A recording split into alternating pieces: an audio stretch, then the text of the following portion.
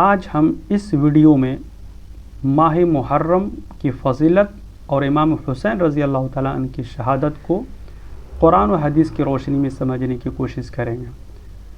ماہ محرم اللہ تبارک و تعالیٰ کے 4 حرمت والے مہینوں میں سے ایک ہے۔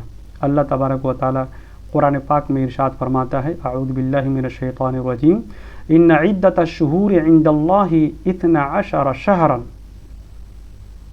فی کتاب اللہ یوم خلق السماوات والارض منها 4 حرم۔ بے شک اللہ تبارک و تعالیٰ کے نزدیک مہینوں کی تعداد 12 ہے، جن میں سے 4 حرمت والے ہیں۔ اللہ کے نبی صلی اللہ علیہ وسلم ارشاد فرماتے ہیں، صحیح مسلم شریف کی حدیث ہے، افضل الصیام بعد رمضان شہر اللہ المحرم۔ رمضان کے روزے کے بعد سب سے افضل روزے اللہ کے مہینے محرم کے روزے ہیں۔ اور نبی پاک صلی اللہ علیہ وسلم امام حسین رضی اللہ تعالیٰ عنہ کے بارے میں ارشاد فرماتے ہیں، ترمذی شریف کی یہ حدیث ہے، حسین منی وانا من حسین احب اللہ من احب حسینا۔